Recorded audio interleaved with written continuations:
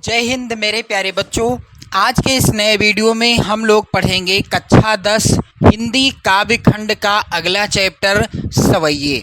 जी हाँ, जिसके रचनाकार कौन हैं? कविवर रसखान जी। और यहाँ पर कविवर रसखान जी का पहला सवैया और इसके सवैये का आप संदर्भ, प्रसंग, व्याख्या लिखित रूप से इस वीडियो में देखेंगे तो आप अपनी एक बेहतर नोट्स बना सकते हैं इस वीडियो के द्वारा। और चैनल को सब्सक्राइब करके आप 2027 बोर्ड परीक्षा की बेहतर तैयारी कर सकते हैं। मैं सभी जो हिंदी काव्य खंड है, हिंदी गद्य खंड है और हिंदी का जो संस्कृत खंड है, सभी से संबंधित आपको बिल्कुल लिखित नोट्स प्रोवाइड कराऊंगा वीडियो के माध्यम से। आप चैनल को सब्सक्राइब कर लीजिएगा। तो चलिए ध्यान दें आप सभी लोग। सबसे पहला सवैया है कविवर रसखान जी के द्वारा लिखा गया। मानुष हों तो वही रस खानी, बसो ब्रज गोकुल गाँव के ग्वार ने।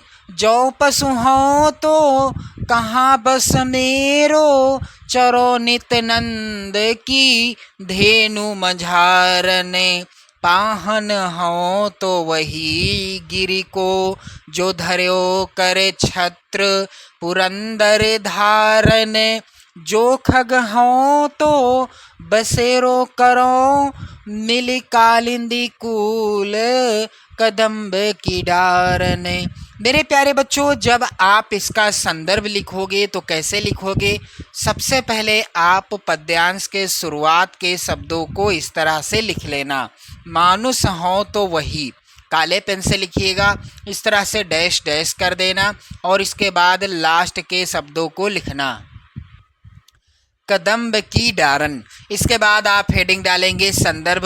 प्रस्तुत पद्यांश हमारी पाठ्य पुस्तक हिंदी के काव्य खंड में संकलित सवैये शीर्षक से अवतरित है, जिसके रचयिता कविवर रसखान जी हैं। क्लियर? तो इस तरह से आपको इसका जो है संदर्भ लिखना है।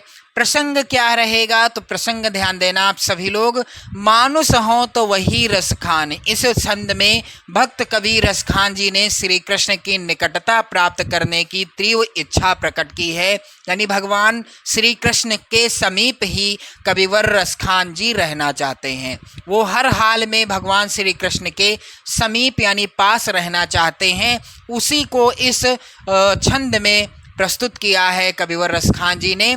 तो प्रसंग ये हो जाएगा कि इस छंद में भक्त कवि रसखान ने श्री कृष्ण की निकटता प्राप्त करने की तीव्र इच्छा प्रकट की है। क्लियर मेरे प्यारे बच्चों?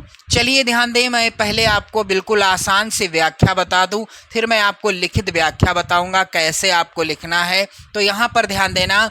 मानुष हो तो वही रस खानी, बसों ब्रज गोकुल गाँव के ग्वारन।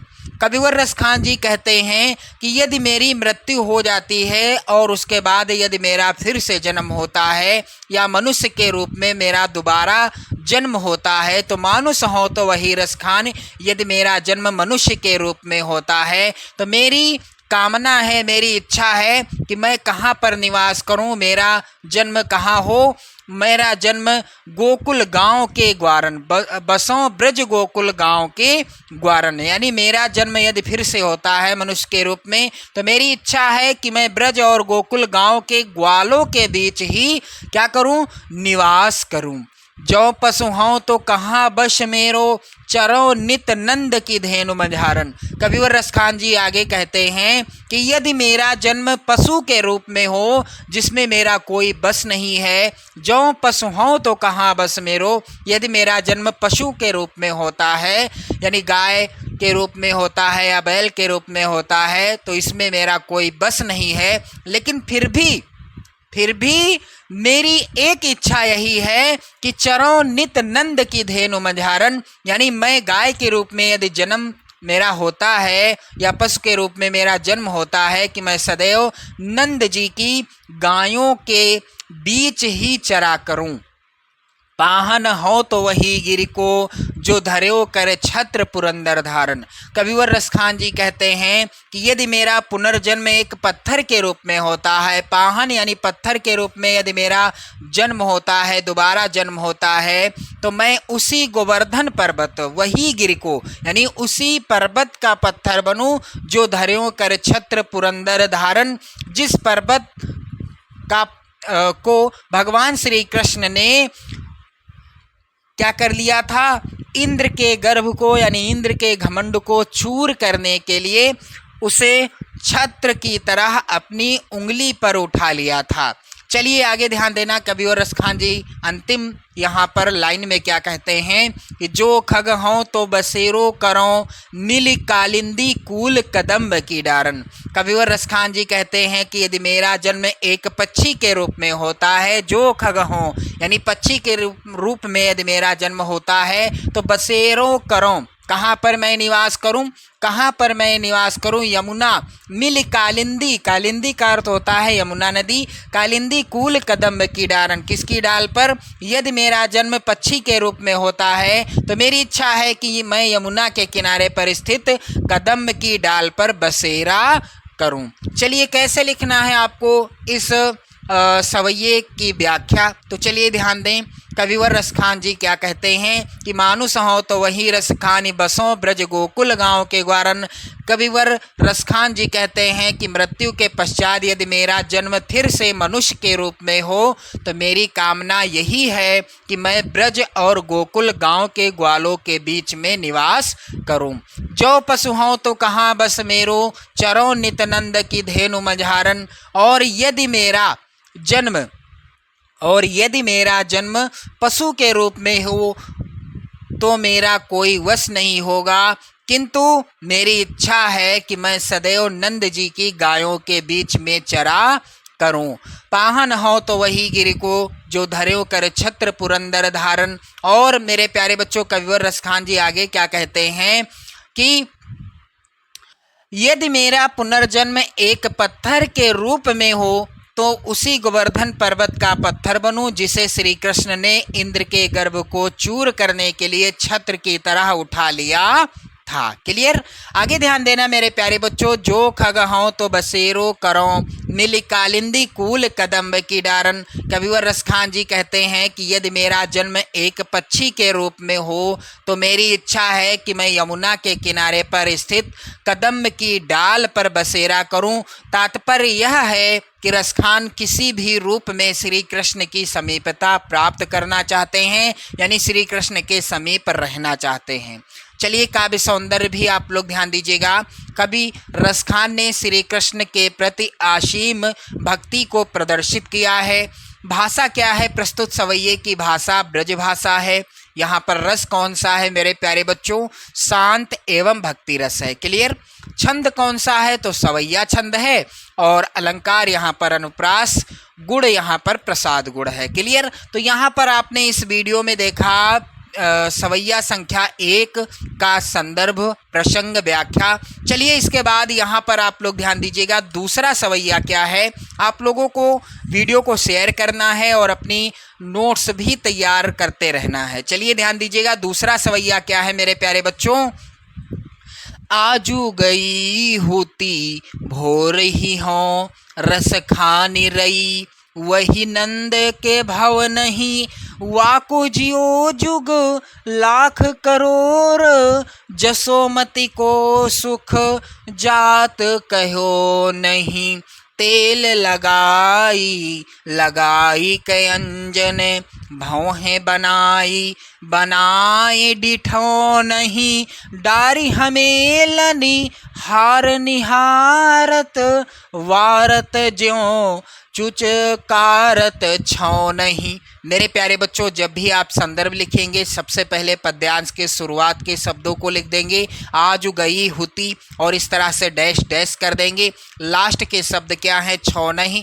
इसके बाद संदर्भ वही रहेगा जैसा कि पहले सवैये में मैंने आपको बताया। बताया, प्रस्तुत पद हमारी पाठ्य पुस्तक हिंदी के काव्य खंड में संकलित सवैये शीर्षक से उद्धृत है, जिसके रचयिता कविवर रसखान जी हैं। क्लियर मेरे प्यारे बच्चों।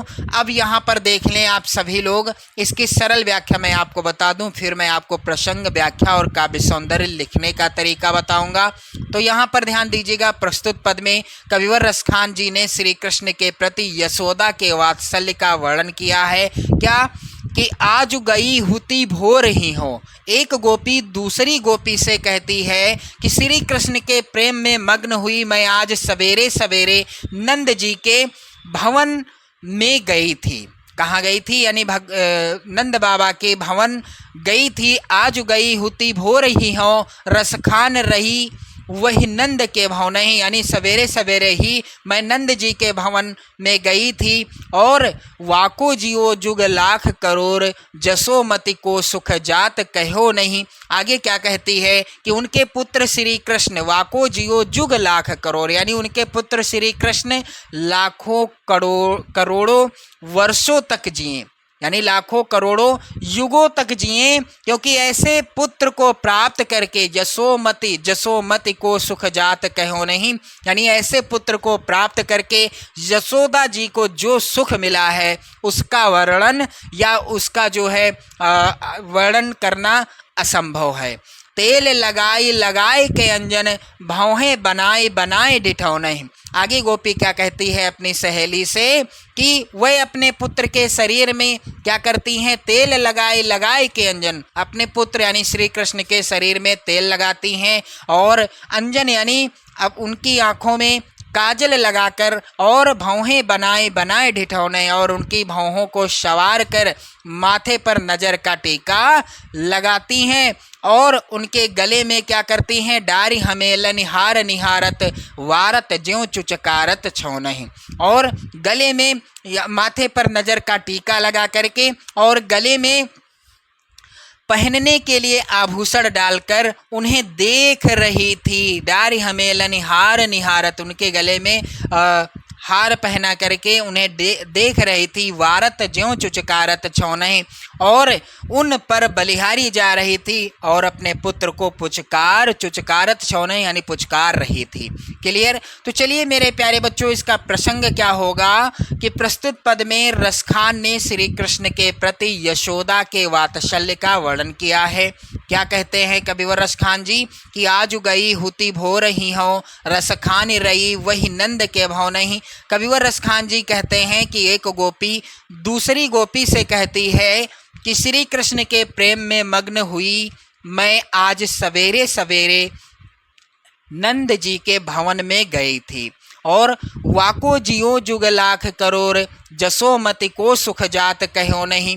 और मेरे प्यारे बच्चों, आगे गोपी क्या कहती है कि उनके पुत्र श्री कृष्ण लाख करोड़ युगों तक जिए। ऐसे पुत्र को प्राप्त कर यशोदा जी को जो सुख मिला है उसका वर्णन नहीं किया जा सकता।